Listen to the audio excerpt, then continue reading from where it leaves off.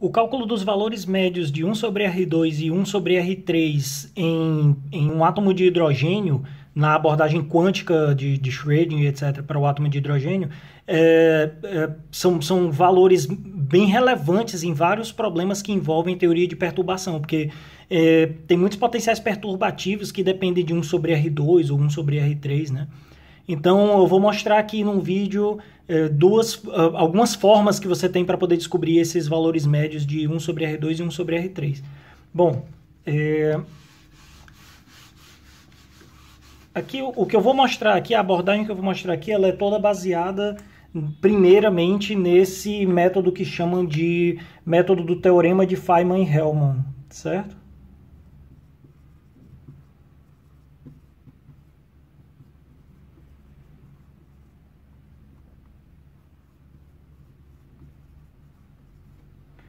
E esse teorema de Feynman-Hellman, ele vai dizer então que o valor médio de... deixa eu só ajeitar aqui. O valor médio de dn, ou na verdade vamos colocar aqui vamos colocar um dn, a gente vai fazer o valor médio como um braquete com a função psi-n, certo? Então a gente vai fazer uma coisa assim. E aí aqui, na verdade, como isso aqui é uma constante, eu não preciso botar valor médio, porque o E já é uma própria constante, né? Isso aqui seria o valor que você obtém quando você faz o braquete com a função de onda psi-n sobre o hamiltoniano, né? E aqui do lado direito, aí sim eu vou ter que colocar um psi-n explicitamente aqui, né? Então, psi-n, h, psi-n, para o nésimo estado, e aqui eu, ao invés de h, eu vou botar dh d lambda. Pronto, esse aqui é que é o teorema. É que você pegar a derivada da energia do nésimo estado, ou você pegar o braquete da derivada do próprio hamiltoniano, esses dois aqui tem que dar a mesma resposta. Isso é o que diz o teorema.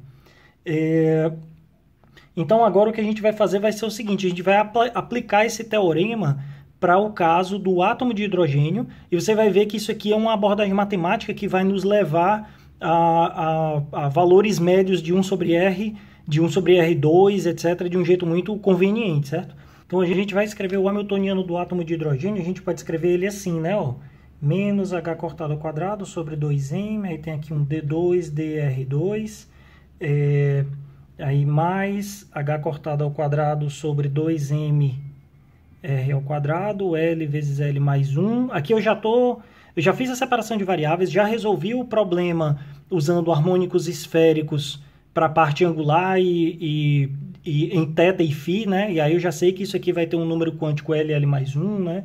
Então a gente já tem algumas coisas aqui que eu já fiz de desenvolvimento. Aqui eu já escrevi também D2, DR2, apesar de que se você botar DDR de R2, DDR, isso aqui também vai dar certo, é porque eu botei o direto D2, DR2, se você olhar no livro do Griffiths, por exemplo, ele faz uma substituição em que você consegue trocar a parte radial do Laplaciano por uma coisa que só tem D2, DR2, mas aí a função vai ser uma nova função, que é um U ao invés do próprio psi. Mas a gente pode discutir isso em outro vídeo. Mas, assim, esse pedaço aqui não vai ser tão relevante para essa conta agora, não. Você vai ver que tudo que a gente vai fazer só está relacionado com o lado de cá do hamiltoniano, que é a parte que seria a parte angular, que já foi resolvida usando harmônicos esféricos, etc. E a parte do potencial, que é um E2 sobre 4πε0 vezes R, né? Esse é o potencial coulombiano, entre o elétron e o núcleo, né? E aí agora, ó, se eu quisesse, por exemplo, encontrar quem é valor médio de R, eu poderia dizer que a minha variável lambda, que na verdade eu sei que, eu vou dizer que o lambda é um E, que é a carga do elétron. Eu sei que a carga do elétron não é variável, mas a matemática do problema não tem como saber disso. Então, se eu disser que lambda é igual a E e derivar o hamiltoniano em termos de E, eu encontro um termo que tem 1 sobre R. Aqui eu vou fazer valor médio de 1 sobre R vezes umas constantes. E aqui é só eu derivar a energia em termos de E. E aí no final eu encontro quem é 1 sobre R, por exemplo. Mas não é esse que eu estou procurando. Eu estou procurando 1 sobre R2, né? 1 sobre R2, esse termo aparece aqui, ó.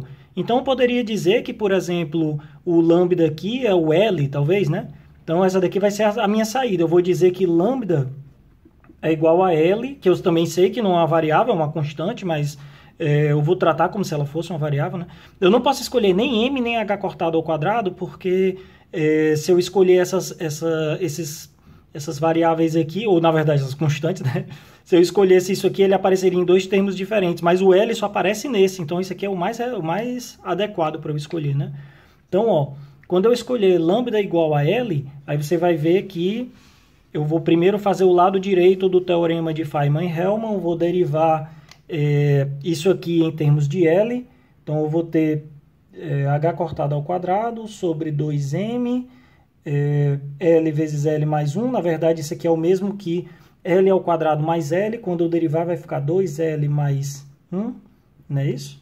E pronto, e aí aqui o braquete, quando eu fizer braquete da derivada do hamiltoniano, vai acabar sobrando só braquete de 1 sobre R2. E aí braquete de 1 sobre R2 é justamente o que eu estou procurando. Pronto, isso precisa ser igual à derivada da energia, né? A derivada do EN. Aí como é que eu vou fazer? Eu vou colocar um dl da energia, e essa energia ela era menos Rydberg sobre N ao quadrado. Mas se vocês lembrarem no átomo de hidrogênio, o L está dentro do N, viu? Então a gente não pode simplesmente botar um N aqui não. Na verdade o N ele é construído como um J, que é a ordem do polinômio de Laguerre que resolve a equação do átomo de hidrogênio, mais o L mais 1, né? Era uma coisa assim que a gente tinha no átomo de hidrogênio, né? Aí a gente, como isso aqui é uma constante, a gente chamou, como isso aqui é um número inteiro, a gente chamou isso aqui de N. Mas, na verdade, ele tem um L aqui dentro, então eu tenho que deixar isso aqui explícito. Quando eu fizer isso, o lado direito da minha equação vai acabar ficando uma coisa tipo menos 2 vezes Rydberg, né? Esse menos 2 quando caiu aqui ficou positivo. E aí aqui vai ficar J mais L mais 1, aí agora ao cubo, né? E aí uma outra coisa que eu posso substituir já aqui para adiantar muito na minha conta é que h cortado ao quadrado sobre 2m você sempre pode trocar por Rydberg vezes A0 ao quadrado. E aí esse Rydberg que está do lado esquerdo vai cancelar esse que está aqui, não é isso? E aí agora eu vou poder escrever uma coisa assim, né? Valor médio de 1 sobre R2 é igual a 2 sobre J mais L mais 1, e aqui é elevado ao cubo, né? Aí isso daqui, ó, eu cancelei o Rydberg, mas o A0 ainda tem que passar aqui para baixo, A0 ao quadrado, não é isso? Daqui eu ainda posso escrever uma coisa assim, ó, isso daqui... Ah, ficou faltando aqui também o 2L mais 1, né? 2L mais 1. Esse J mais L mais 1, como eu disse, ele já é definido como N.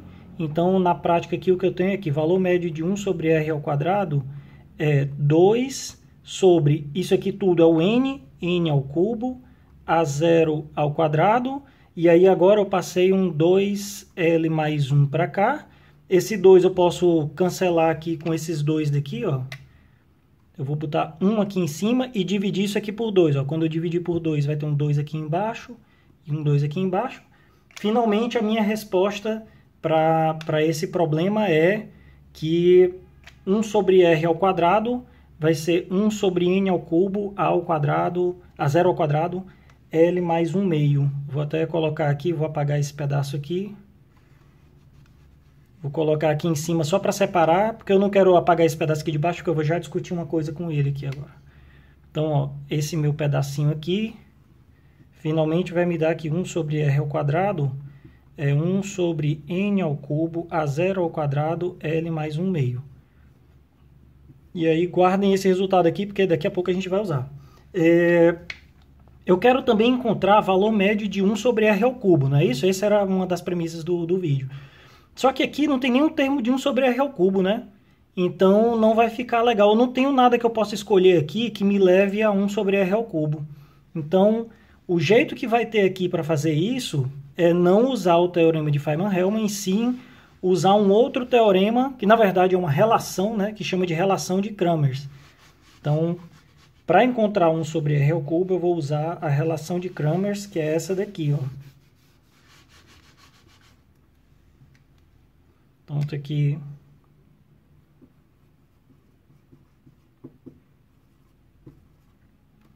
Esse cá ficou bem feio, né? Então, nessa relação de Kramers, o que você vai ter vai ser o seguinte, ó, é S mais 1 sobre N ao quadrado, o valor médio de R elevado a S. Aí, menos 2S mais 1, valor médio de R elevado a S menos 1, vezes o A0. E mais S sobre 4, 2L mais 1 ao quadrado, menos S ao quadrado, e vezes A0 ao quadrado, valor médio de R elevado a S menos 2. Isso aqui tem que ser igual a zero. A prova dessa relação de Kramers você consegue se você fizer alguns procedimentos matemáticos com a própria equação de Schrödinger. Isso aqui faz parte da equação de Schrödinger para um átomo de hidrogênio. Quando você tem a solução para o átomo de hidrogênio, você consegue fazer um procedimento matemático no próprio hamiltoniano do átomo de hidrogênio e encontrar essa relação aqui, de que isso aqui sempre tem que ser igual, qualquer que seja o S que você escolher aqui, certo? Se você escolher S igual a 0, 1, 2, você vai tendo relações diferentes entre R elevado a essas variáveis, a esses números. Por exemplo, se você coloca S igual a 0, você encontra, ó, isso aqui é um S igual a 0, isso aqui vai ficar 1 sobre N ao quadrado, S igual a 0 aqui vai ter um R elevado a menos 1, aqui vai ter um R elevado a menos 2, mas o S aqui é 0, esse termo se cancela, né? Ó. Aí você vai ter uma relação entre o 1 sobre N ao quadrado e o R elevado a menos 1. Aí você encontra quem é o valor médio de R elevado a menos 1, porque esse termo aqui some quando você botar S igual a 0, não é isso? Se você bota S igual a 1, você encontra uma relação para o valor médio de R. Se você tentar fazer S igual a menos 1 para tentar encontrar o valor médio de 1 sobre R2, do jeito que eu fiz aqui, vai dar um problema. Na verdade, você vai ver que se você botar S igual a menos 1, porque lembra que eu falei que eu encontro R elevado a 0 menos 1, ou seja, R elevado a menos 1, 1 sobre R. 1 sobre R eu encontro colocando S igual a 0, né? Então, pela lógica, se eu botasse S igual a menos 1, eu encontraria 1 sobre R ao quadrado. Esse termo poderia ser o R elevado a menos 1 vai dar R elevado a menos 2, e aí o que quer que apareça aqui do outro lado, eu passo para o lado direito e tenho que encontrar essa mesma expressão quando eu fizer isso, né?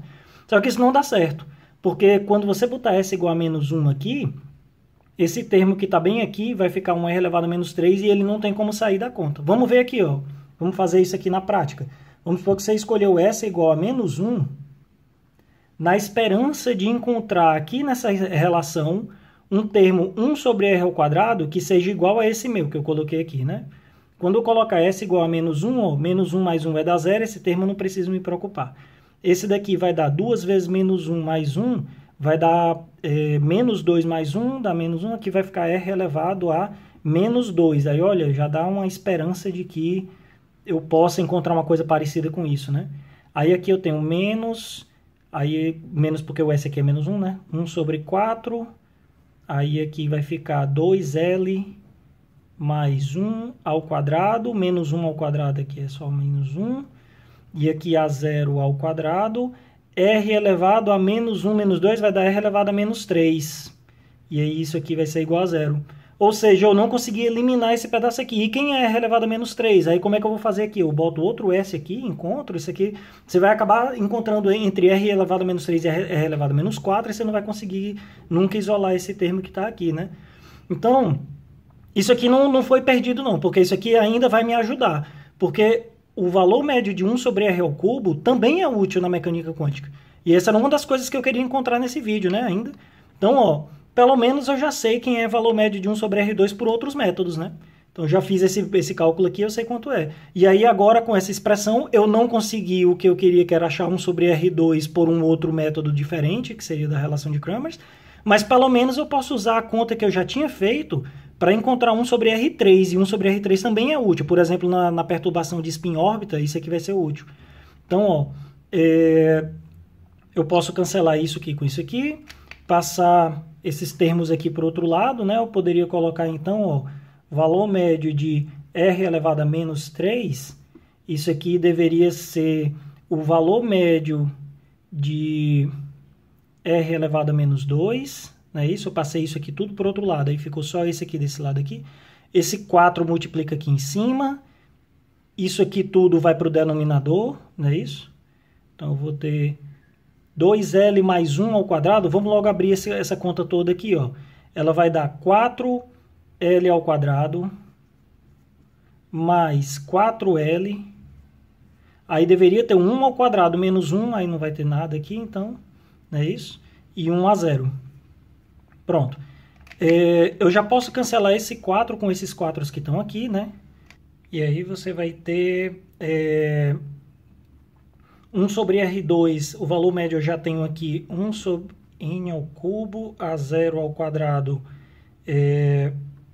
L mais 1 meio, não é isso? Então já posso substituir direto. E agora eu vou multiplicar 1 sobre... Aí L ao quadrado L eu vou escrever como L mais 1, né? E o A0 que eu tenho aqui, eu posso colocar ele aqui, mas eu já posso tirar e botar um A0 ao cubo aqui, né? Ao invés de ser um A0 ao quadrado, agora vai ser A0 ao cubo. Então essa que vai ser a resposta, né? Ó, valor médio de 1 sobre R3, vamos resumir aqui a conta toda. O valor médio de 1 sobre R2 ficou 1 sobre N ao cubo, A0 ao quadrado, L mais 1, 1 meio. E o valor médio de 1 sobre R ao cubo, esse que a gente encontrou aqui, né? Usando o teorema de Feynman-Hellman. E 1 sobre R ao cubo, a gente encontrou a partir desse próprio valor aqui, dentro da relação de Kramers, quando você coloca S igual a menos 1, né? Então, aí aqui ele vai ser 1 sobre N ao cubo, A0 ao cubo, L mais 1 meio, e L vezes L mais 1. E aí essas relações, como eu disse, quando você fizer alguns problemas de teoria de perturbação, a correção de teoria de perturbação costuma depender de valores médios dos termos perturbativos, né? Então, se você tem um potencial perturbativo que tem um formato 1 sobre R2, isso aqui vai ser muito útil, né? E se você tiver um que tem um termo 1 sobre R3, como é o a correção de efeito spin-órbita, esse 1 sobre R2 ele aparece, por exemplo, na correção relativística. Esse 1 sobre R3 aparece, por exemplo, na correção devido a efeitos de spin-órbita no átomo de hidrogênio, né?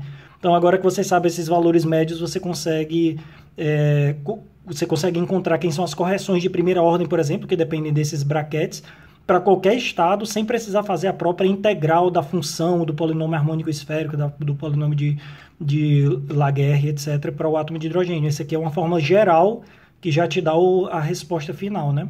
Então, é isso.